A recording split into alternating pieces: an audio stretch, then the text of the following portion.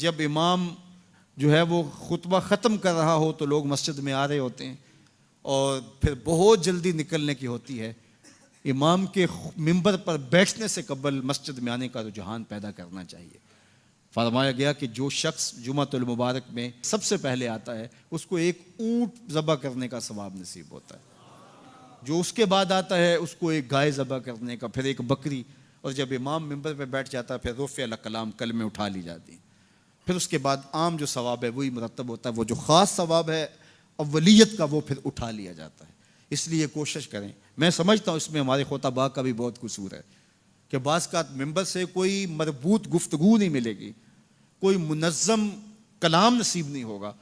اور کوئی با مقصد بات لوگوں تک نہیں پہنچائی جائے گی تو لوگوں کی دلچسپی نہیں ہوگی، لوگ پھر دیر سے آئیں گے۔ ایک تو یہ بات بھی ہے، لیکن دوسری بات یہ ہے کہ ہمارے ہاں عمومی طور پہ اجتماعی رویہ یہ ہے کہ مسجد میں دیر سے جانے کا فیشن، تو اس فیشن پہ نہ چلے، بلکہ امام اور خطیب کے منبر پر بیٹھنے سے قبل جتنا وقت گزرے گا آ کے بیٹھ کے تلاوت کرتے رہیں، ذکر و فکر میں مشغول رہیں، جتنی دیر آپ کو انتظار کرنا پڑے یہ آپ کے لیے خیر و برکت کا ذریعہ ہے، اور پھر آئیں اور پوری گفتگو سنیں اور اس گفتگو کا یقیناً نتیجہ آپ کی زندگی میں مرتب ہوگا۔ اور اگر آپ سمجھتے ہیں کہ میں بہت زیادہ مصروف ہوں اور کوئی آپ کو کام ہے تو شریعت نے آپ کو اجازت دی ہے کہ آپ لیٹ بھی آ سکتے ہیں، لیکن اذا نودی للصلاۃ من یوم الجمعۃ فاسعوا الی ذکر اللہ وذروا البیع، وہ حکم دیا گیا جب جمعے کی اذان پکاری جائے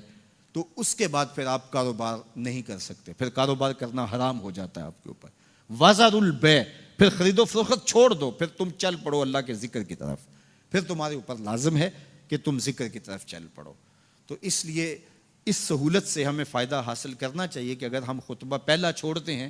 اور دوسری اذان یہ اذان ہے جس کے بعد کاروبار کرنا حرام ہے، اذان ثانی ہے، یہ سہولت کے لیے یہ پہلا وقت اجمیوں کے لیے ہے تاکہ جو ہے وہ اردو میں یا اپنی زبان میں اجمی زبان میں بھی کچھ کلام سن سکیں۔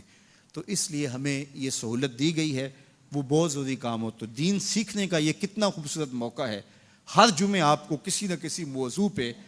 ایک خطیب لیکچر دیتا ہے، بات سناتا ہے، اور ایک موضوع پر مختلف احادیث قرآنی آیات کو پڑھ کے مطالعہ کر کے نتیجہ نکال کے آدھے گھنٹے میں پونے گھنٹے میں آپ تک ایک پورا میسج ڈلیور کرتا ہے۔ تو اس لیے اس کو بھرپور حاصل کرنے کے لیے اور اپنی نسلوں کو دین سے جوڑنے کے لیے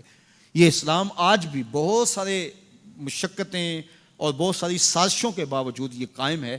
اس لیے کہ اس نے خوبصورت ہمیں نظم دیا ہے۔ محلے کی سطح پہ 5 گانا نماز ہے، علاقے کی سطح پہ جمعہ ہے، سالانہ شہر کی سطح پر 2 عید کے اجتماع ہیں، اور عالمی سطح پہ حج کا اجتماع ہے۔